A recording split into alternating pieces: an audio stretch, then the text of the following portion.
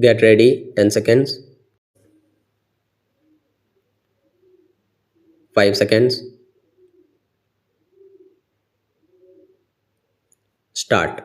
Now, I would refer to some of our economic and other problems indicated or not referred to in the address of the president. It is true that the per acre yield of wheat, paddy, and other food articles has increased. It is also accepted that industrial production has increased. It is also admitted that the national wealth has also increased, but the question that has always disturbed the mind of this house and the other house has been how this national wealth has been distributed. I do not subscribe to the position that during this period of progress and development, the rich are getting richer and the poor poorer.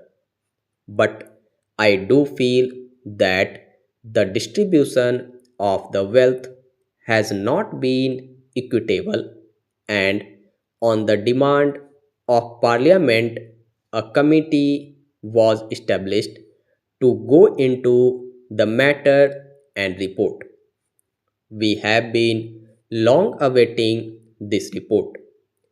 I do hope the finance minister will see that the report and the recommendations of the government are placed before the parliament without further delay.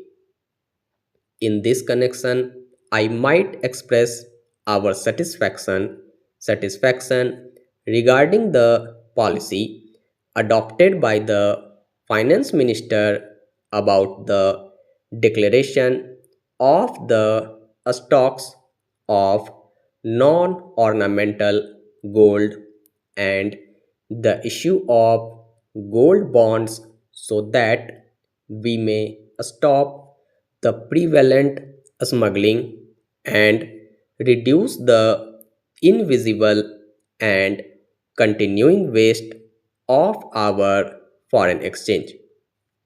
I feel this policy has had good effect inside and outside the country, and it has also helped to weaken the deep rooted social habits of gold hoarding, which in the present context is neither in the interest of the hoarder nor the public at large.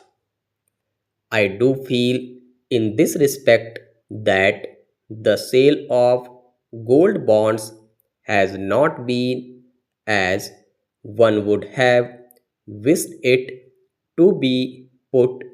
I hope better publicity will be adopted so that we may have greater sale of the gold bonds and other securities which are intended to help the development of our country.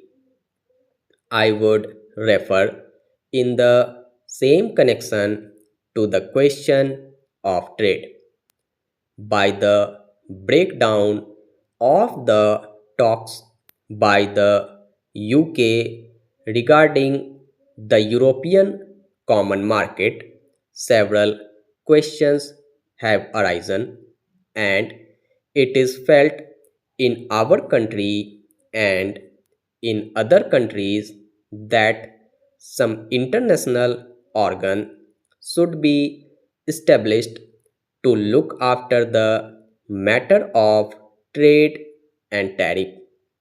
The GATT provides a forum to contracting parties, which is a specialized international body governing world trade. It is a matter of satisfaction that the United Nations is contemplating to have a world conference on trade in March 2004, for which preparations have already been started. I do hope this conference will consider the position of the countries which have recently become independent and which have a long way to go to build up their economic position. The prosperity of the world does not consist in exploiting the weaker elements of the international society, but in giving them all opportunities to develop and strengthen themselves. Similar sentiments have been expressed by world statesmen. I do hope that our government will also emphasize in the coming conference the necessity of helping the underdeveloped countries. The government of the United Kingdom is also contemplating to have a trade ministers conference shortly, and I have no doubt that the question of preference to Commonwealth countries and other matters will arise, and well considered decisions will be taken in the matter of trade and tariff, which will strengthen the United Kingdom as well as the other Commonwealth countries. Let me make it clear, sir, that unless we reduce the cost of production of our export commodities and are able to compete in price with other countries, no matter of trade facilities will help our exports, which have to be considerably increased to meet our foreign exchange requirement. As regards education, I would like to emphasize that as we have to educate our masters in order to have a healthy democracy, we should not grudge expenditure in spreading compulsory primary education as early as possible, but I am more concerned, sir, with the question of the quality of education. I have stressed many a time, and I would repeat again that the education that is being imparted to our young generation does not contain the material to develop our patriotic urge on national scale and our moral urges to feel or make our children feel one with humanity. The education ministry will have to take into consideration the question of prescribing certain standard textbooks so that the education that the younger generation will receive will be different from that which has been given so far with communal and sectarian bias. I would also appeal to the education ministry to see that the textbooks are made very cheap.